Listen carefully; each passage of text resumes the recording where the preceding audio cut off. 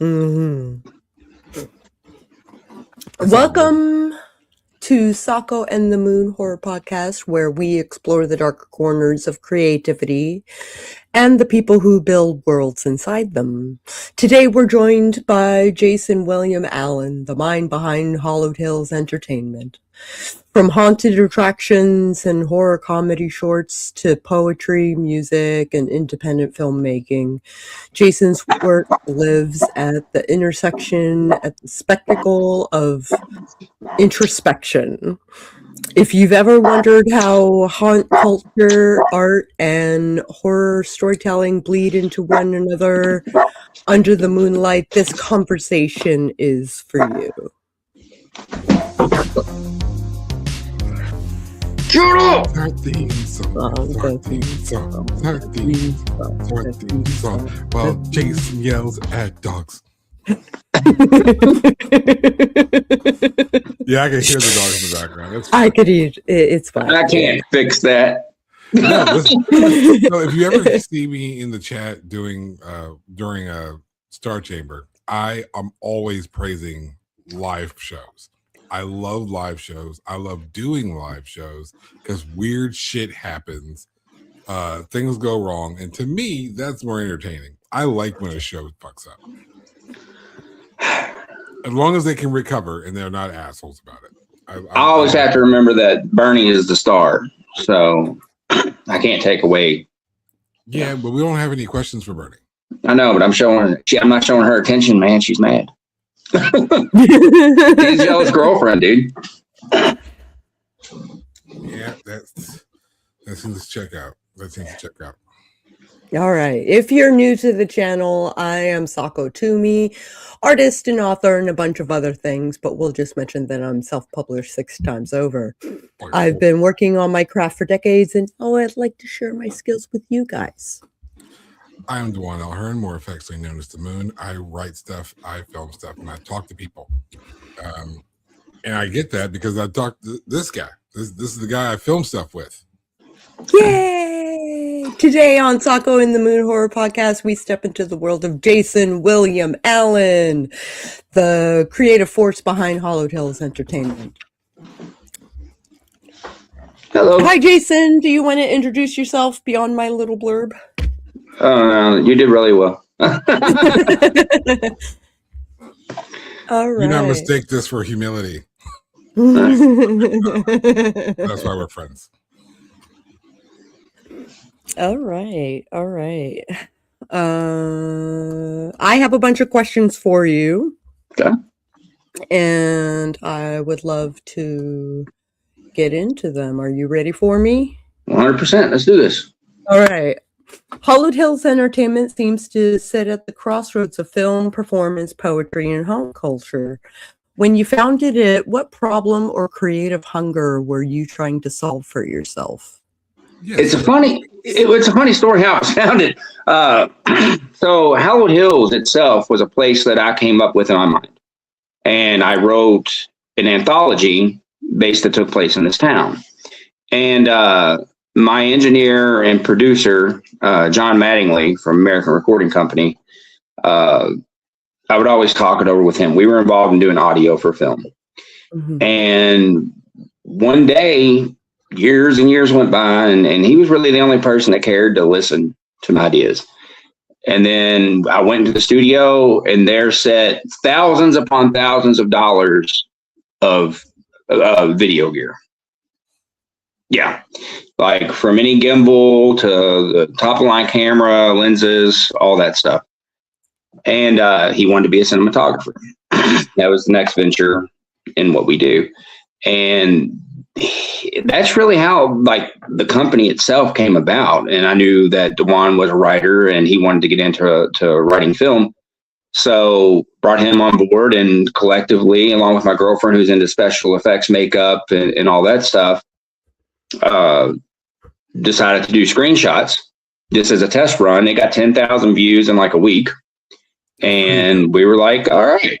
And we all down it, and we know all the problems with it. It's funny because we'll talk to people on YouTube that say stuff like, yeah, we know. Yeah, we know. Yeah, we got it. We know where we messed up. We left it in there. I mean, it was, like I said, it was probably never supposed to be seen, but we were like, hey, it's not bad for our first go. It was never intended to be. It was literally a test run for the group. Yeah. Because Jayson obviously was the linchpin between John and I, but I didn't know John. Our paths have just never crossed like that. So we didn't know how the crew was going to work together. So we're like, hey, he was like, hey, throw something together real quick. Just a few pages, something that won't be long, something we can just film in a weekend. So I did. I threw together a screenplay that we could film in a weekend. And that's exactly what we did. We filmed it over 2 days at, Stephanie's apartment. And there's screenshots. And that's kind of how Hallowed Hills was born. Once we realized it was that weekend, we knew we knew it would work. We knew that we could, write a script, study lines, record a film, edit a film, put it together, and release it. Mm-hmm. We ever have to do. And we did. And so here we are. And as I wanted to solve for myself was I've been doing film for many, many years. And I would come up with ideas and they get shot down and I'd get thrown all these rules. And I'm like, I'm a musician. So I'm like, fuck the rules. And, and all that stuff. So, I would come up with ideas that get shot down. I was getting acting roles and, I was playing characters that I enjoyed, but they weren't my characters that I was developing in my head. Nothing I was really getting to sink my teeth into. And a lot of actors have that problem. They never get those really good character-driven roles or something they can really dive into. So I wanted to create my own characters so I could dive into those roles. So it helped me with the directing aspect. I use that term loosely. I'll call myself a director when I feel like I've done the thing properly. But as an actor, I really, really enjoy what we're doing. So I'm so glad.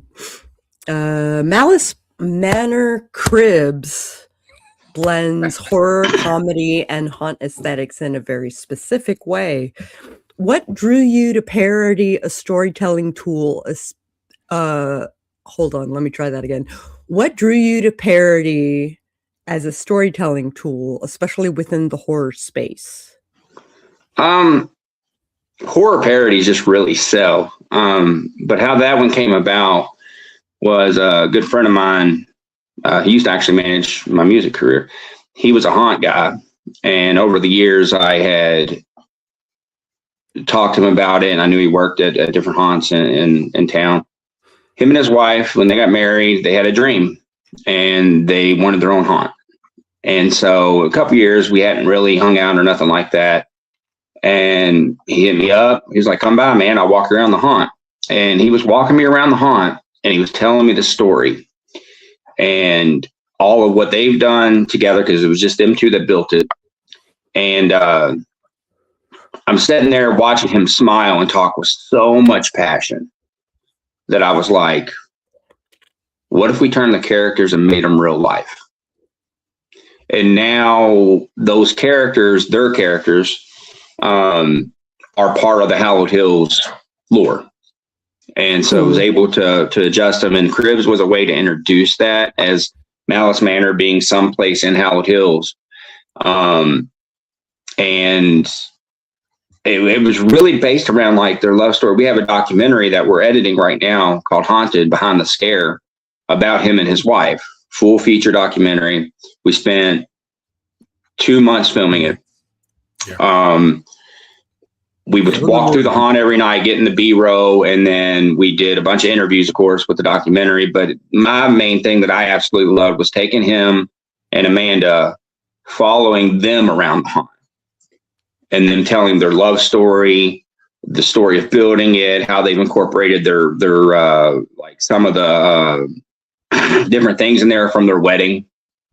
All that stuff, pictures of family members that they hung up in there and made look rotted and everything. Those two films specifically just kind of came about because I seen how much passion two other people had for their craft. And I wanted to showcase that. And if anybody wants a sneak peek and like you're like, wow, those two sound like fantastic people, I would love to hear more about those two people. Just give it a couple weeks, because in 2 weeks' time, both Joker and Amanda will be guests right here on Sako and the Moon. Oh, they're great, man. They're awesome. Oh, they're fantastic people. They're so cool. I look forward to it. One of the reasons that I wanted to make sure we got them on the show, outside of them being the operators of a haunt, and that's kind of like our thing here, is like Jayson said, like when you sit there and you're walking around with these people, you're seeing the time and effort that not only they're putting into the physical building of the haunt, like the building itself, but in how they treat their actors, how they treat their employees, how their employees feel about them, how they act. You know, a lot of those actors were very young, and some of them barely old enough to drink. And the way they look up to Joker and Amanda is really inspiring, and it really does highlight the character that they have, like their personal character, and how they run their business and how they treat their people. And you can't ignore that. The same passion that Jayson said he saw when he was talking to Sean, I've seen with them both as I was helping, Hallowed Hills film this documentary. So I'm like, I've got to get these people on the show. We have got to dig more into their past, their background, and what they see for their haunt in the future. But you'll get more of that information in 2 weeks. And all that's in like the film too, with the actors and everything. They were great too, man. Just like this, I fell in love with. It kind of goes into the next question, but I fell in love with the whole atmosphere of it just by filming this thing, and I have a whole new appreciation for all of it.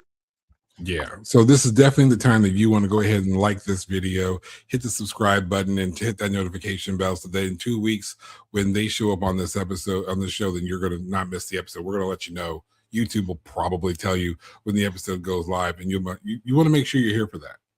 But don't skip next week either. But you'll get all the notifications. You'll get all the notifications. So just do it now so you get next week's, because next week's is a pretty big one too. Later. We'll talk about that later. You've worked in haunted attractions and filmed them as narrative spaces. What do haunts offer as storytelling environments that traditional film sets don't? It's actually an active thing. It's already working. So, I mean, you don't, like I was handed when we filmed this, and we made a lot of connections with a lot of actors with just doing this documentary who actually want to get involved in film and stuff like that. Then they're character driven actors, and which I love. So it's already rehearsed. They're just being what they always do. The haunt itself, it's got all the lighting already. It already looks cool. There was nothing we really had to do. The only thing that we actually did a lot of cinematic lighting on or anything was the interviews. The rest of it was going really renegade filmmaker style with, I'm holding up some tube lights over top of John running around handheld in the haunt and just capturing everything we possibly could.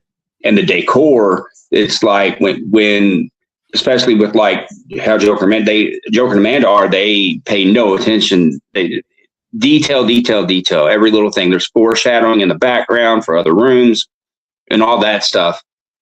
And it gave us a lot of things to play with. And then they have, of course, actors running around outside, which we filmed them messing with the crowd after they left or in the crowd during that. So it was I've been on a lot of film sets, and it had to be the funnest film set that I've ever worked on, because it was just like, oh no, don't shoot that. We're done with that. Shoot this real quick. It was very, very like, it really mixed like vlogging with documentary filmmaking. I fell in love with documentary filmmaking. I've never done one. This was my first one, and I'm absolutely enthralled with filming documentaries, especially in a horror space. I didn't have to write this one, so I was cool with it. Being in the right place at the right time, right? They have a balcony on top of the haunt, because the haunt's in a warehouse, and then the haunt then he's got the whole facade of the haunt, which is a beautiful facade, and we got really cool drone shots going into the facade and everything. they have a balcony that the characters can walk out on and look over the crowd. And it was butthole to elbow one night. And I walked out there, and the rock star in me that works a crowd, like it was from the front of the haunt all the way out the door of the warehouse. And I just went out with a camera and shined a light over top of the crowd and screamed at them, told them to make noise and all this stuff. And they were screaming and hollering and all that. It was like a big rock show in there. And it was just spur of the moment kind of things that really made this film magical. Yeah. Yeah, I have to say it's one of my favorites. Like, I love the Malice Manor documentary. The Cribs thing is going to be cool, man. Cribs is great, but there's a documentary aside from Cribs. Like, there's going to be an actual documentary. I am so excited. Oh, and then we have another this year, because we have 2 features coming out this year. We have Murder Matinee coming out, and it's a double feature. Mm-hmm. And Lord Rancor and Valor, the two of the main characters of the haunt, are the hosts of the whole thing. So we have that Tales from the Crypt, Alfred Hitchcock host Elvira vibe, but with these demon gargoyle creatures that are hilarious. Yeah. So it's all encompassing. All films are like kind of linked in together with these guys, and that just kind of happened. We didn't even plan that; it just happened. So, and I like that. That's the magic of filmmaking and working together in the creative space. Speaking of creative spaces, you move fluidly between poetry and music and film, very different mediums. Do these feel like separate creative muscles, or are they expressions of the same voice? Poetry and music is, lyrically, I mean, most of my lyrics just start out as poetry. And film is a total different beast for me, and it scratches a different creative realm for me, just like painting with my art and stuff like that. But with music and poetry, I want people to come up with their own imagination, what things are, whatever's in their head, how it reflects their life, how they can relate to it. With film, I want to let out what's in my head. Sure. And show people visually what I'm thinking, what I'm doing. The only thing, I guess, musically that goes hand in hand, of course, with film would be like score writing and stuff like that. And John, being lifelong musicians, me and him, we edit to a beat. We film to a beat. Like, everything is kind of in pre-production, laid out kind of in a musical way, because that's what film is. You're working with all these different elements and all these different characters, and you're filming a dance routine that tells a story. One of the things, I don't know if you've seen it, but Final Destination Bloodlines, mm-hmm. the story of the penny in it, how everything tied together and how everything flowed together at the end. That's what I want to capture. I want to do those things and have those come around and stuff like that. And so I think that's probably where music helps me in film. But yeah, they're 2 totally different things that just, I'm just sitting there jonesing. That's why I stay so busy, and everything like overlaps. As a creative that does multiple things, just a creative in general, like, you run out of time in the day to do everything that you want to do. So it's constant. We relate. Doing all the things, wearing all the hats. Yep. Yeah. Your poetry, Pens, Parchment, and Pain, is deeply introspective. How does your internal work as a poet influence the external spectacle of your visual products?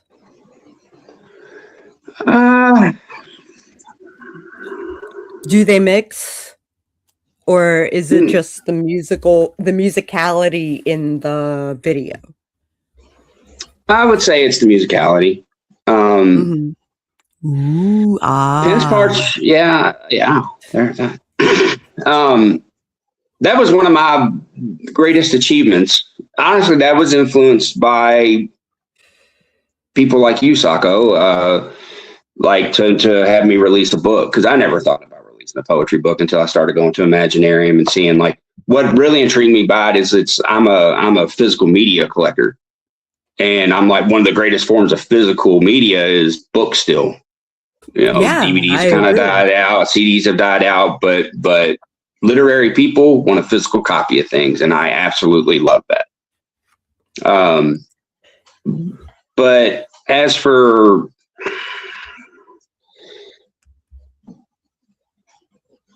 poetry and lyricism is at my core probably who I am. It's my life story. And in everything else that I do, I'm telling another story. That's why I like film. I can kind of escape myself into my character or into the story that I'm telling.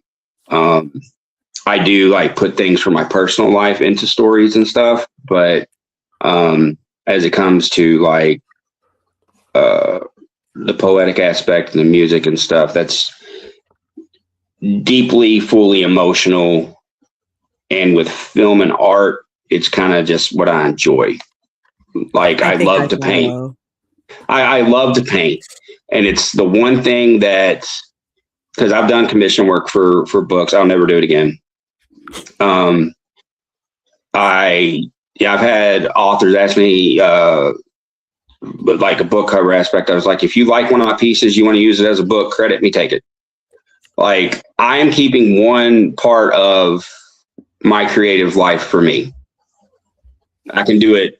I don't have to paint for a month or two, or I can I just get zoned into it. And it's like some people play video games. I like to do art.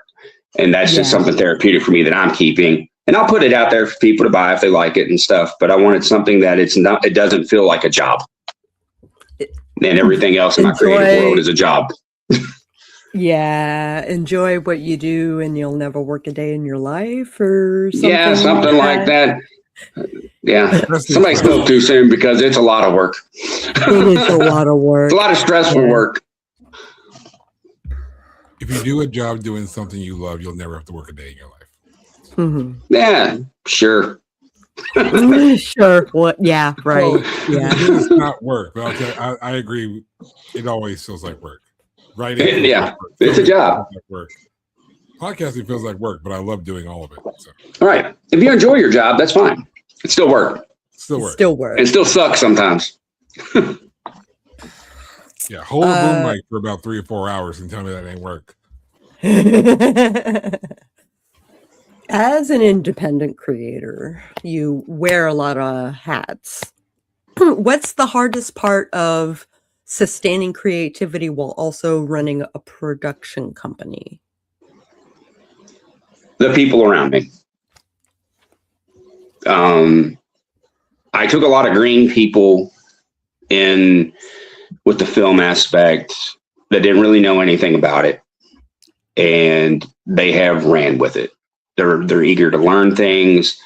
Dewan's held lights. He's put up lights. He's helped with camera stuff, audio. The unsung hero of film, which is the audio guy that never gets recognition.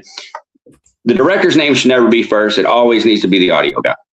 I agree. That dude, I started out doing that in film, and it sucks. It's a horrible job. It's a pain in the ass, and nobody's going to watch your movie if your audio sounds like shit. I don't care how well it's shot.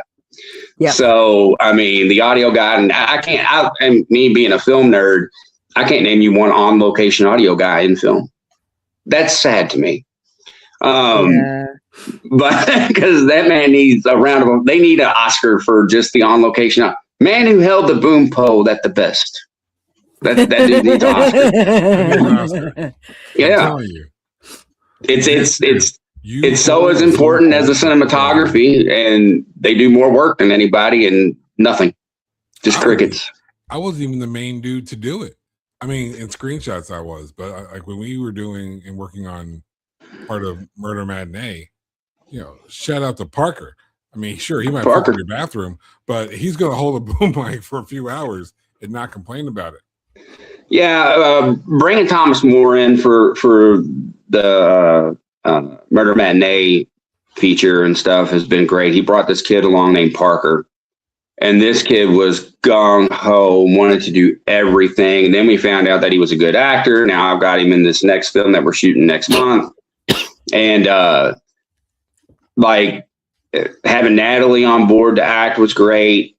Steph has started wearing a bunch of different hats as coming like as a producer and helping me produce. And then also she stepped up to be an assistant director and stuff. And nobody's ever done this. The only people that John's at audio, and I'm really the only person that's worn different hats on a film set and stuff. And everybody just jumping in, trying to make something cool. And I'm loving every minute of it because those are the people that are actually keeping the production company going. Because without them, I wouldn't even be doing anything. So I'd still be getting acting gigs, and that's about it.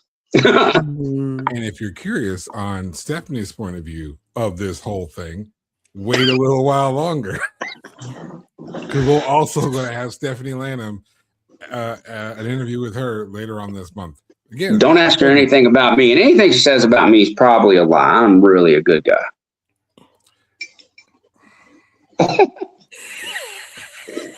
That depends on how we define good guy. Yeah, he really is like, okay. I'm a pain in the ass. If you want to know my real, here's a plug. If you really want to know my thoughts on Jayson William Allen, I actually did write the foreword to this book.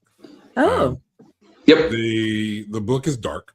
It's dark poetry. What the fuck else would you expect? So there's going to be an impression. There's an impression of Jayson.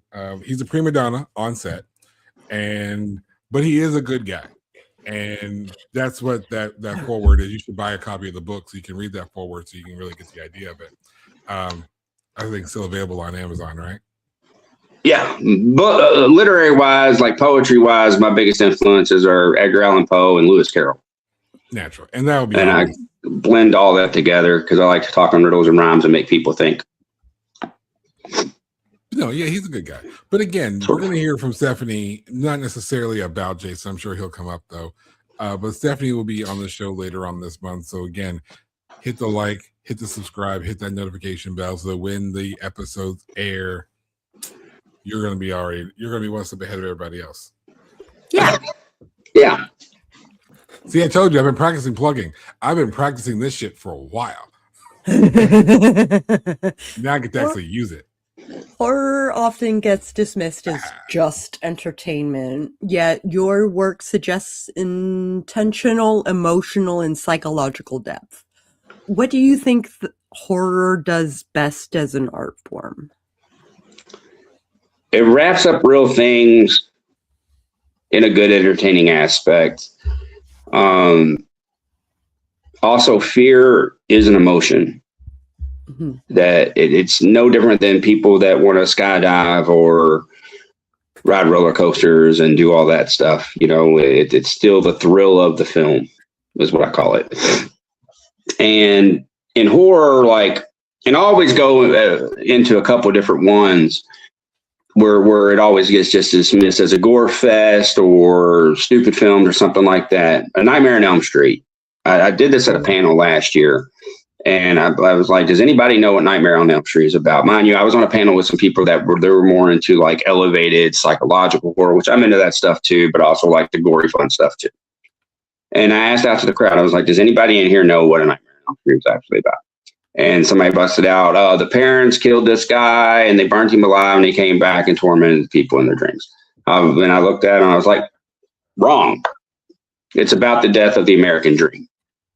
Mm-hmm. It's about how the boomers and all this stuff destroyed it for their own kids, and their kids are paying the price because of all their mishaps in society and everything. That's why it takes place in a cul-de-sac with these popular kids in high school and this guy coming back to kill them. Freddy represents the death of the American dream. It's the same way with my favorite franchise, which is Candyman. And how in depth, I got a bust of Tony Totto here. Looks just like him. I love Tony. I've got to spend a decent amount of time with Tony talking about theater and film and stuff and blues. Oh, cool. Oh, yeah. He's a cool guy. Was a cool guy. I know. It made me sad. It broke my heart when he passed away. I don't know if spirits have gone away. He is a cool guy. We can keep that spirit alive. And but Candyman in its essence is, about, especially back then with like Cabrini Green and everything, it's the projects, it's the the imprisonment of the community. It's about the impoverished community. And then when you go into the sequels, which nobody ever talks about, you get his backstory, and it goes into the Civil War and slavery and all that stuff. So there's so much more stuff in depth in horror films than people want to give it credit for. And it really makes me mad because it's just very simple-minded people that don't want to actually have a thought process in their brain to go, oh, wow, that's what that's about. Like, I can bring up thousands of other films. Those are just two I go to. They're more of the PG level films that I'll discuss. There's lots more that just really hit home and really make you think.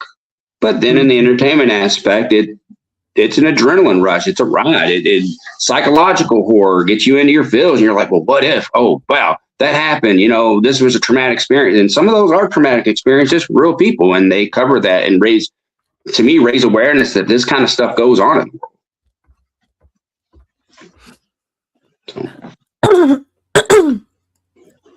So. You've spent decades in music and performance. So how has performing for a live audience shaped the way that you think about pacing, tension, and timing in film? You want to learn people being a band. Yeah. Because I spent 20 years of my life in bars. And there's no better people watching, no better discussion, especially like on an independent level when you're talking to your fan base. So on an independent level, like if you're not selling yourself and being kind and nice to your fans and becoming more on a friendship level with your fans, then you're just an asshole, because these people are what's going to make you be something. A lot of my friends to this day I've met from my live performances and stuff like that. And I got to know what people liked, what people wanted to see. It made me fans of other things that I've learned from them and everything. So it really gave your inspiration. Yeah. Yes. And figuring out what works. Music is the soundtrack to life in general, everything. And film is all the emotion and everything is based around the music. You can take Halloween and put the dumbest sounding music over top of it, and boom, it's a horror comedy. You can take a comedy film and put horror scales over it and do a bunch of soundtracking that's real dark and everything. It's going to change the element of film. So film is always derived, and it gets dismissed from just like your average person, but film is very, very, very much audio driven. So I think that really helped me out a lot. Plus it also introduced me to a lot of stuff I probably would have never watched. Right. So. Right. And we kind of hope to do the same, right? With the movies that we review and the topics that we cover. Hopefully we inspire other artists and other writers and other creatives. That's what we're here for. We're here to pass on everything to the next generation, or anybody that's inspired to even get into this on a ground level and stuff. Independent doesn't mean doesn't know what they're doing. Independents have years of experience, and they learn from hopefully they learn from their failures. Yeah. That way the next people don't, hey, I did that. And that's just like with parents with their kids and stuff like that. Like the older I get, the more I understand my father and my mom griping at me like how they did and stuff. Why? Because like times change, but people don't, and shit's still the same, just in a different decade. And they went through all the same crap. So you probably should pay attention to them a little bit, because they went through the breakups, they went through the heartbreak, they went through all the trials in life, and we never listened to them. But it's the same way with older creatives and stuff. When somebody tells you, hey, don't do that like that, try it like this, they're like, oh, no. The reason why they said that is because they tried that too and they failed. So So it's funny, there's two pieces of advice that I've always followed and passed along, and I have for like the last 20 some odd years. One of them was get a job doing something you love, you never have to work a day in your life. And the other one is learn from other people's mistakes because life is too short to make them all yourself. And that's one of the reasons why I love going to conventions, because you get a chance to hear from other people who have already made those mistakes and learn from them yourself. And then, of course, you get to find the people who haven't done it yet and pass it on to them so that you can kind of, again, pass that torch essentially to the next group of people who are coming behind us, the next person who wants to do podcasting, the next person who wants to do film. You learn a lot from being on a set. You learn a lot from talking to a writer. I formatted my own book because I wanted to know what everybody was bitching about. And so I'm like, I'll go through it myself. And just learn from another creative. He formatted his book on his own, told me how much it sucked, and I gave mine to my girlfriend. So I didn't have to do it. Just send it my way. I do. Yeah, I was like, I'm not doing. I don't got the pay. If she didn't format my book, it would have never got out. There's no way I would have stressed out like that. If I couldn't have pulled it off, I would have sent it to Sako. But I'm like, this is a struggle I want to intentionally have, and it's one of those things where I wanted to go through it because then I understood what the struggle was, but also understood the process a lot more. And I do suggest, while learning from other people's mistakes is a great idea, there are some things that you should at least try to do.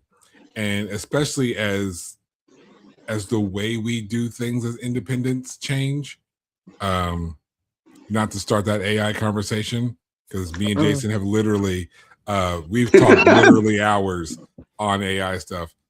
We talked like about 45 minutes last night on AI. Well, it should have been like it was a 5-minute test run to make sure all this with their new setup worked. It turned into like a 30, 45 minutes conversation on AI shit that we've already talked about. Well, the point it's hitting my world hard. It's hitting music hard. Yeah. Yeah, not to get in that conversation. I'm going to word us off a minute. Yeah. But the point of that is, as easier it is to execute a task with modern technology, there's still beauty in the stroke of a pen. There's still beauty in the stroke of a brush. So understanding the difference between the different types of paint, the impact of different fonts, different formatting techniques. What your lenses do. What different lighting does. Lighting is the most important thing in cinematography. There were some times where we were sitting there on set and we were doing an interview and we were just looking back and forth on lights, and we spent a good 30 minutes just trying to and I'm sitting there trying to do one thing, and John and Dewan seen it, and I'm sitting there trying to be all artistic and do all this like cool effect, and John and Dewan are like, no, because it wasn't cinematic. And we were trying to make more cinematic look. On the camera. John's focusing on the camera. And they're like, Moon, what do you think? I'm like, this doesn't work for this reason, this reason, this reason. And John's like, ooh, I see that now. Yeah. And Jayson's like, no, I'm trying to do this. I'm trying to do that. And like, I was painting with light, man. It looked cool. He was. And I only bring that story up because it's one of the things we're talking about.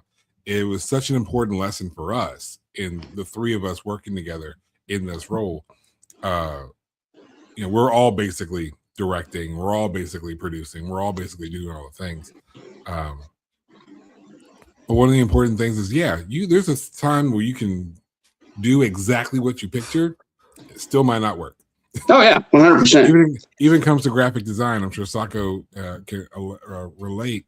There's been times I've had an idea in my head, I pictured it, I planned it all out, I executed exactly what I thought about, and I looked at it and was like, ooh, that shit don't work. All right. I got songs on albums that I'll listen to this day that at the time I was like, this is going to be badass. This is going to be really good. And I go back to this, I was like, this sucks. And it's not even me being hard on myself. It's just like that. This song really sucks. Why didn't y'all stop me? But that goes into one of the most important things, because we can't escape the ultimate point of this show, which is to help the independent do their thing. Build yourself a community. of people who will be honest with you. Not just your best friend, not just your girlfriend, boyfriend, your wife, your husband, your spouse, your partner, whatever. Make sure there are people who love you enough to tell you, shut the fuck up, this is bad. You need to have people who love you enough to be honest. I got my best friends and my girlfriends involved, and they're still mean to me. But, you know, at the same time we tell that story, there are some shots in a scene that I wanted to film for the documentary, some shots I wanted to grab, and everyone looked at me like, nah, man. Nah. Like, no, we can do it this way. I'm like, if we do it like this and we do it like this, it'll work out perfectly. It tells a very neutral story. It shows compassion. They're like, I don't think that comes across the way you think that does. So we're not going to do that. I'm like, all right, cool. And I remember what you're talking about. Yeah. And it's one of those things where in my head it works out just fine, and it very well could have. But you need good people around you that's going to be like, all right, hold on, we're going to look at this from a different angle than you, because obviously you think it works because it's your idea. No, and you have to have that community that genuinely cares about what you are doing. And if you surround yourself by good people with a solid community, you are going to succeed. I think we can all three say that a lot of our successes over the course of our careers, however long or short they've been, have been because we built a community around us that 100%. supported us. And that's one of the most important things we can give as advice, is to focus on your community. However you build your community, just make sure it's genuine. You'll fall. You will fail tremendously if you try to do it by yourself, and you don't have friends and allies in the same creative spaces. That's just where creativity is. It starts there, and then you branch out, and everybody kind of does their thing. For creatives who want to build something like Hallowed Hills, multidisciplinary, independent, and unapologetically niche, what advice would you give about staying authentic without burning out? Do different forms of creativity. Take a break from doing something else. I have an art book coming out here in a month or two, or whenever Steph tells me I can release it. It's 100 and something pieces. It's called a Portrait of Death. It's all cemeteries and very macabre imagery.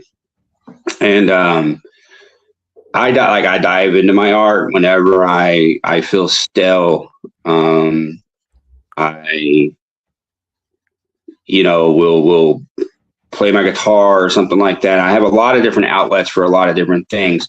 But one of the main things I would say, dude, never stop being a fan of what you are creating. Remember, something influenced you before. Remember, you loved it. So many people get lost in the world of the business aspect of creativity that we forget to love it.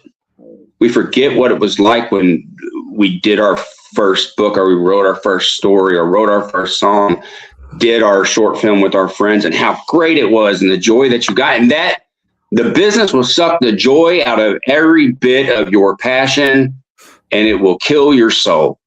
And I urge people, keep watching film, keep listening to music, keep being a fan of the thing that you do.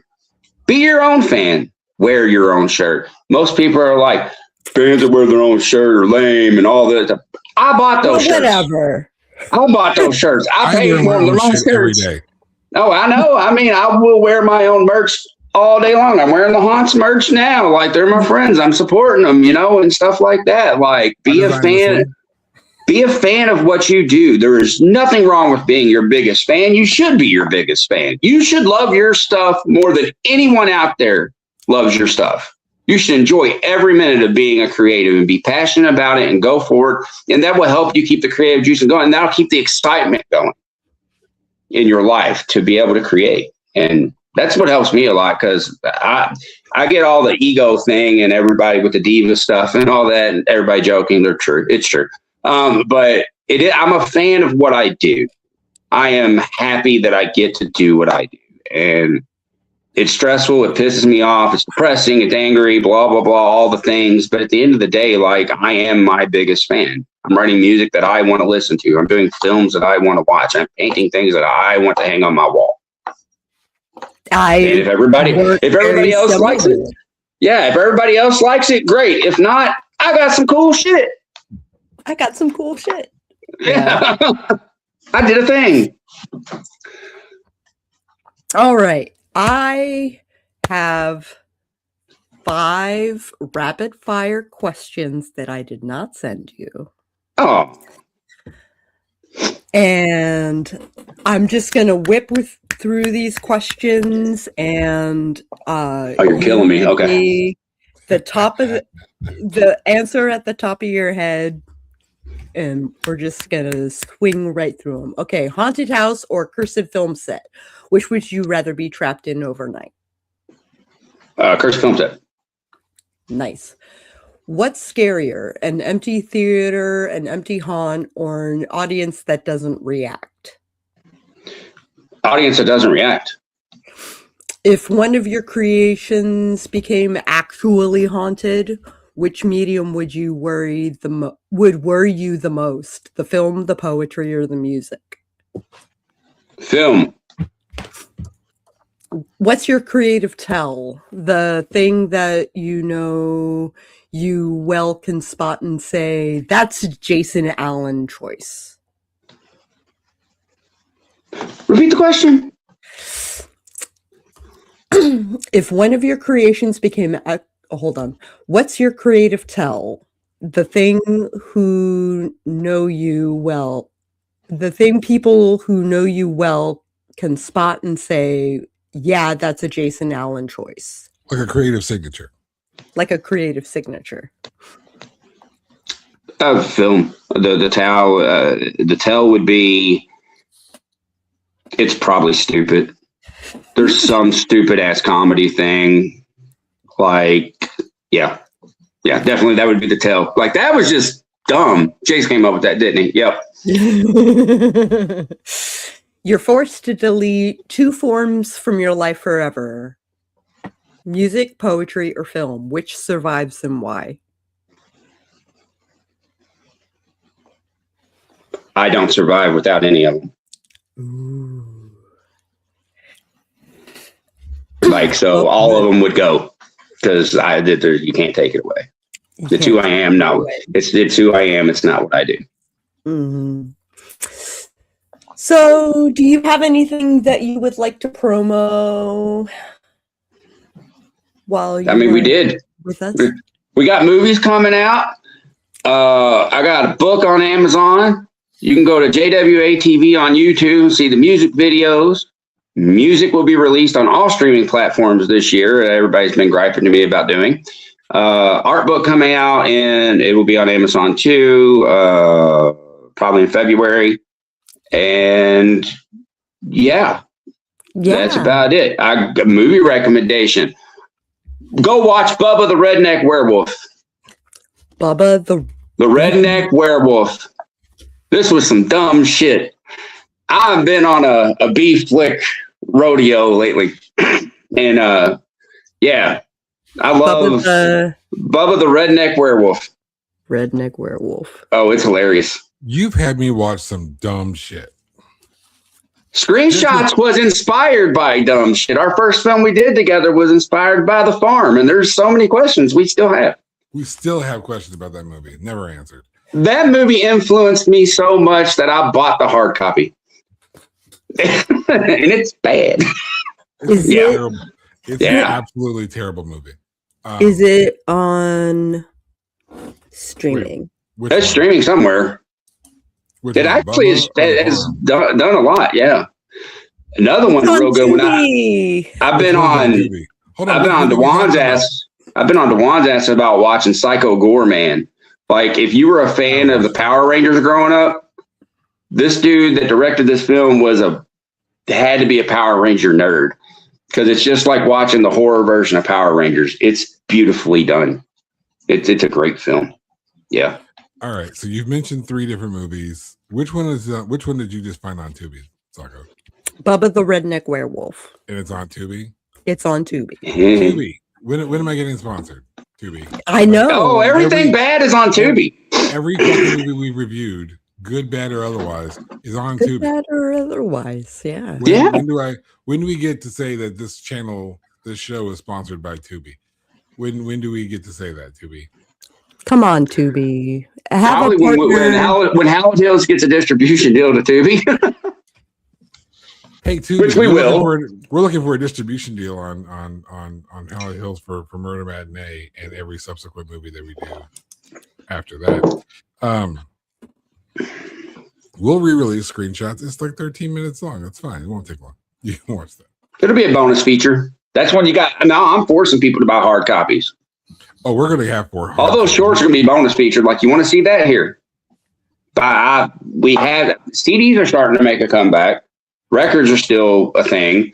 Mm-hmm. And in the film world, people are DVD, Blu-ray nerds. So, I mean, physical media is still there. I love physical media.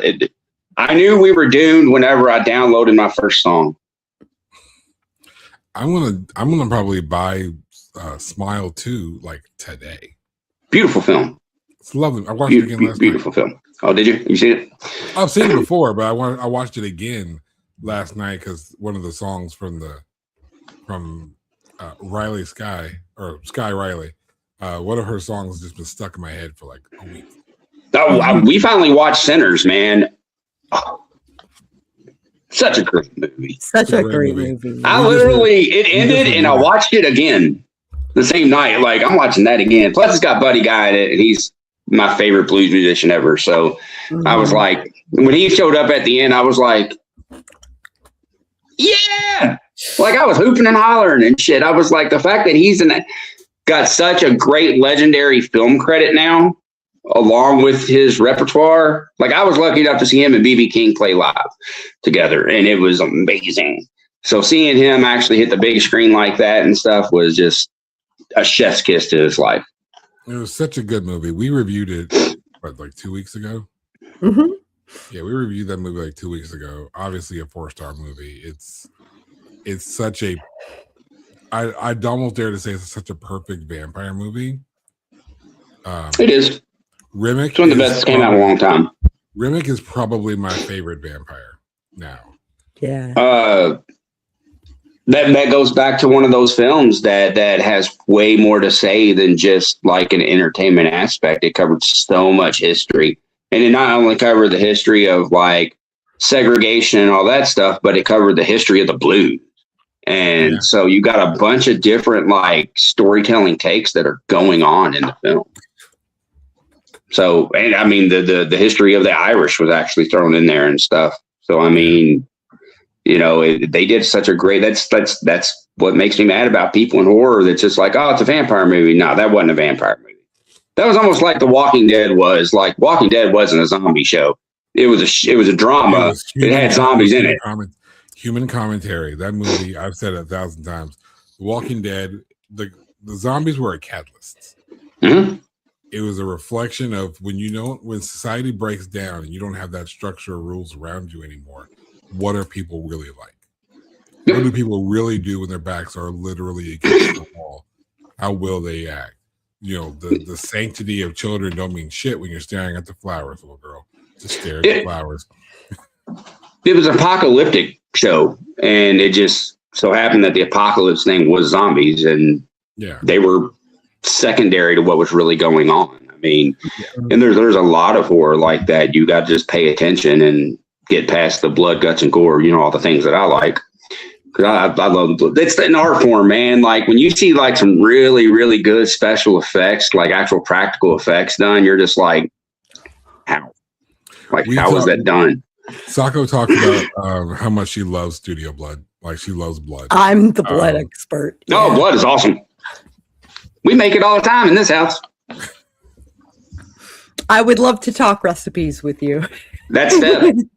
Steph, man. She's an effects makeup artist. She's got this one effect coming up on this film that we're shooting in February where a fork goes through somebody's neck and their face is shoved down and the fork goes through the back of the neck. And I was like, well, let's do something cool. She's like, well, I was like, have the fork impel the trachea push the trachea up through the back. I want to see the spine actually break in between as the fork's being pushed up. So she made it happen. And I was like, hey. Okay. Like, yeah. Because I'll come up with some weird ass shit that I ain't never seen. That's my goal. It's like, what kind of weird shit can I come up with? And she just like, all right. He makes it happen. She jumps right to it too, like, because it intrigues her. Like for Christmas, I got her everything for airbrushing, everything for everything she needs. And yeah, we're going to go to the races with the practical effects. Plus, we have Joker and Amanda kind of coming on board helping us too. They do practical effects all the time for the haunt. So yeah, I'm a practical effects nerd just because I like to see it being made. You know, I was never real. I'll use CGI or something like that for certain things. Like obviously, I don't have the budget to blow up a building and stuff like that. But like as it comes to like the gore or that kind of stuff, then on the fly on Companion, we have bash a guy's head in with a mag light. And on the fly, we were like, well, we want to see it. So she ran to the store. She got some Cheez-It crackers, crunched those up, all kinds of there was a mound of just junk food on this dude's head and everything. And then she implanted the light into it to where I could grab it and pull it out. And we could get that shot. But she just kind of made that up on the fly. I was sitting there watching her work, and it took a little bit because she had to figure it out. But like, yeah, the actor, which was Nathan Day, was walking around with this mound of Nathan Day. Yeah, which was this mound of crap on his head. Which Nathan Day is a phenomenal actor.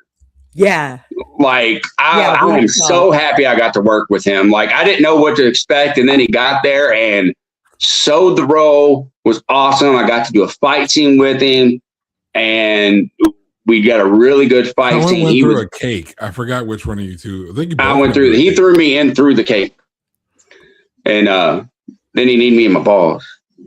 Yeah, he's an asshole. Yeah, it was a cool fight scene. It was fun, but it was fun working with him, man. He was a joy to have on set. He was just a blast. So, yeah, we had a lot of fun. Yeah. Oh man, we try to incorporate as many Imaginarium people as we possibly can. Those are our people. We know they're our people, and they get first dibs on everything with us. So anybody from Imaginarium that wants to come along and come and play, it is. That's when I brought Dewan along. I had been doing it for a couple of years. I was like, and I knew he was a writer, and I was like, man, you got to come to this thing. You got to come to this thing. He finally went, and he fell in love with it. And it's just a community of people. We have a good time together. We respect each other. There's not one bad person that I've ever met at that convention. I have not had any fucking beef whatsoever with anyone. I genuinely respect and like everyone at that convention. Which is, I can't say that about a lot of like crowded places with people because I don't like people. Yeah. But I like those people. So it is fair to say that I would not be doing all the things that I'm doing if it wasn't for the community built at Imaginarium. And I would not be at Imaginarium if Jayson didn't drag me.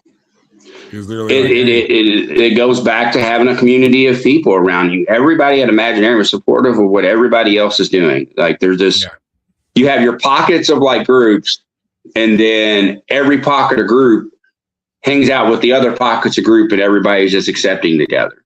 Yeah, so there are cliques, there are crews, but the cliques and crews don't stay away. They interlock. They kind of overlap. Yeah, there's always somebody involved, and then now you're hanging out with this person. The cool thing is like when you're at Imaginarium, it's like everything in life stays outside of that hotel's doors. And we're there to be creatives, and then we're there to talk about the things that we love instead of anything else that's bullshit in the world. It goes away. For that weekend, I have so much joy and see so much joy in everybody else because they're not worried about fucking everything else that's going on in life. They're worried about the convention, and we all just have a good time enjoying each other's company and all that stuff. And it's sad. It's like this past year, me and Thomas Moore looked at each other. We were like, this went by really quick. Like the weekend flew by. And it was like faster than normal, and it was sad because it was just like, this sucks. And then Oh, when me and Steph get done, I'm sure everybody else is like that. We're already planning for next year by the next week. Yeah. Already planning. We get to the point where year. we're planning for Imaginarium at Imaginarium. Right. People are Right. like planning we were planning 26 Imaginarium at 25 Imaginarium. Yeah. We knew, me and Sako knew people prior to the start of 25 Imaginarium who were planning on either being there that year or the following year and making plans accordingly. Like everyone's got plans to like a couple of years ahead. And I'm curious to see how things are going to change with the convention. But as much as it sounds like an infomercial for Imaginarium, you guys can sponsor us too. Or you should, people listening should come. Make the travel. If you're not far from Louisville, Kentucky, man, make whatever couple hour radius. That's a cool thing about Louisville. It's like the hub to everywhere. That's why UPS is here. And I'm gonna go one step further. There are some people who come from so much further. Arkansas is nowhere close to Louisville, and neither is Colorado. And there are people Washington. There are some international people who fly in to the country for the sake of Imaginarium. It is a small thing, but it's no small thing. The community is worth it. I don't think it's small for what it is. Like it's because it's not. It feels small, celebrity driven. It's community driven. It feels like it's just us. Because when you show up, it feels like you just made it to your buddy's house for a birthday party. You know how it's like all the people from the cliques and like, oh, that's his work friends. Oh, those are his neighbors. Oh, these are his friends from high school. It's like these are all people who hang out together, and it just all works. You feel like you've gone to your friend's house.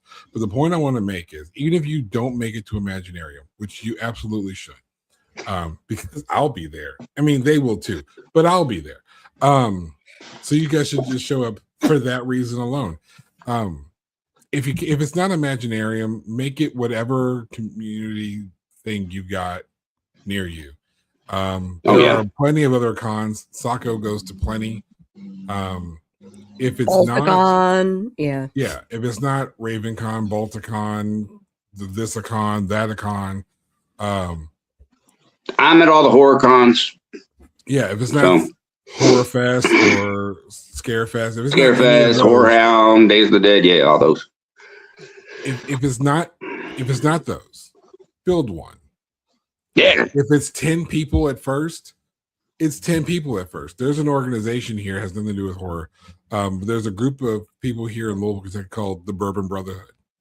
And the Bourbon Brotherhood started because like 10 dudes decided one day after work they were all going to meet at a bar and drink together.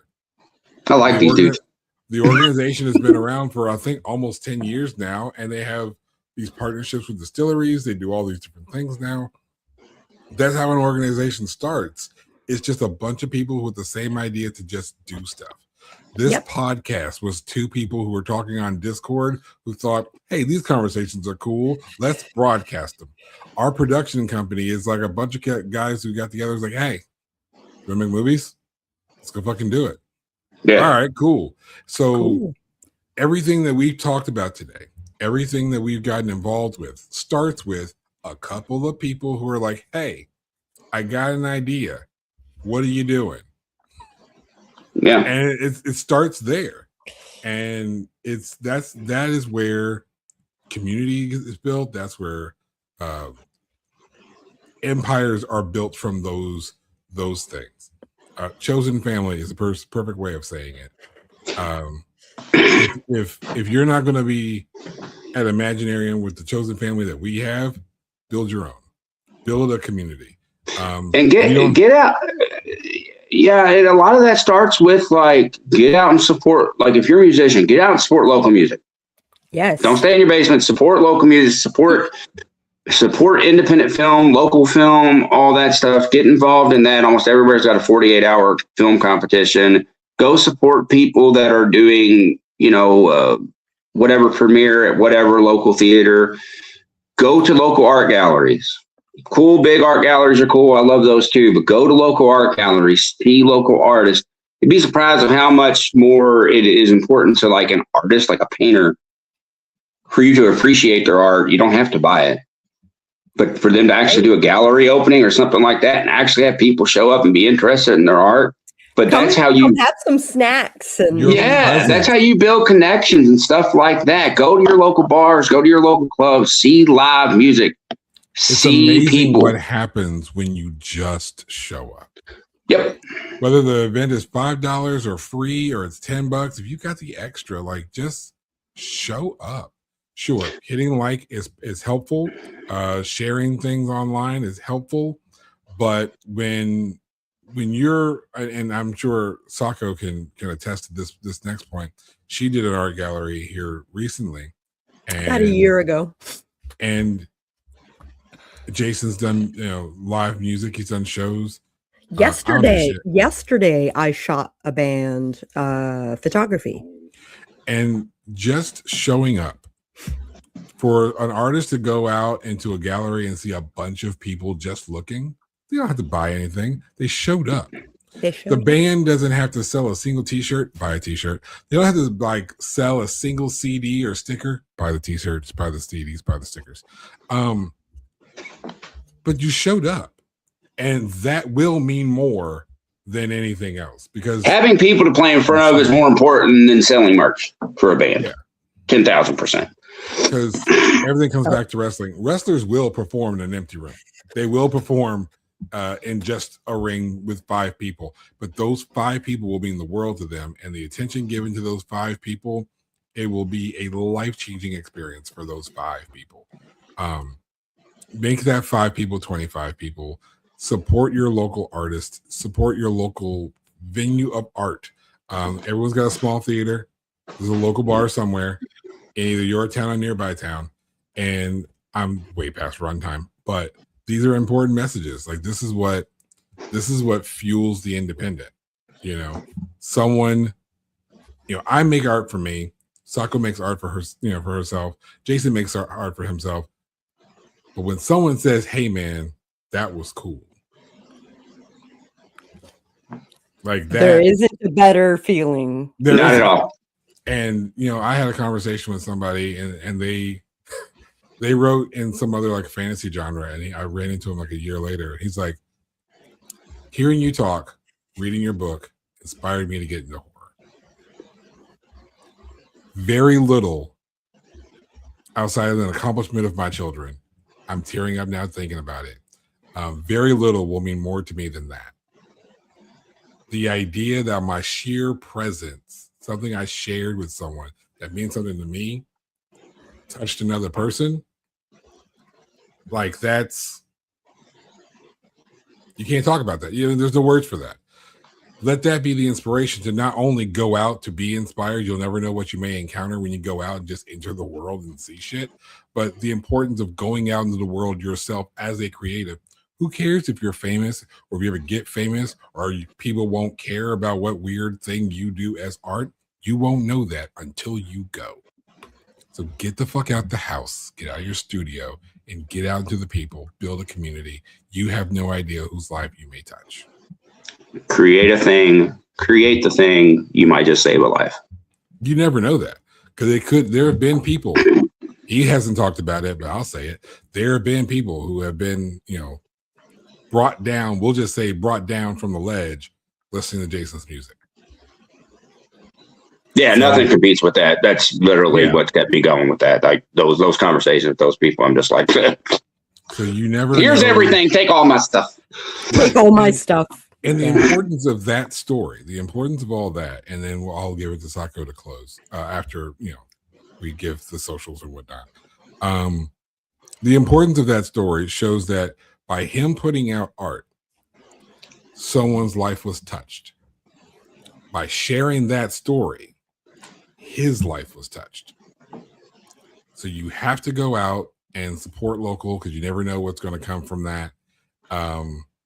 These are the people who still do it because it's important, not because they want the check to come.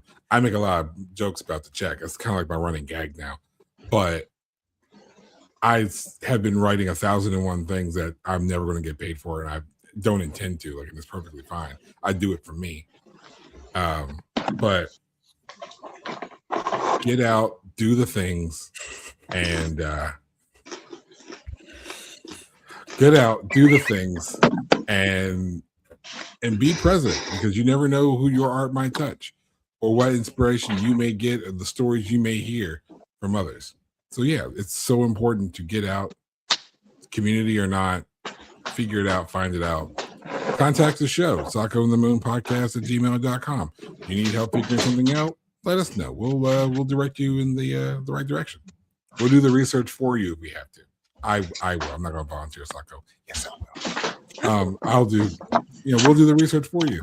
What's nearby? We'll help you out. Yeah. So that. Oh, look at that pupper.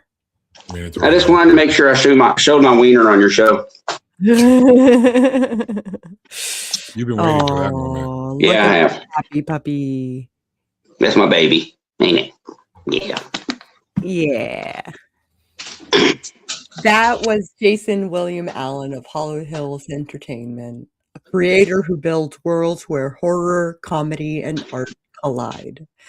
From haunted attractions to short films, poetry, and music, Jayson shows us that fear can be deliberate, playful, and deeply personal. If today's conversation sparked your curiosity, dive into his work, explore independent horror, and celebrate the strange and the handmade. That's it for today's episode of Sako and the Moon Horror Podcast. Thank you for joining us as we strange the dark and the creatively terrifying. Remember, stay bold, stir fear, and keep the shadows near. Theme song, the theme song, the theme song.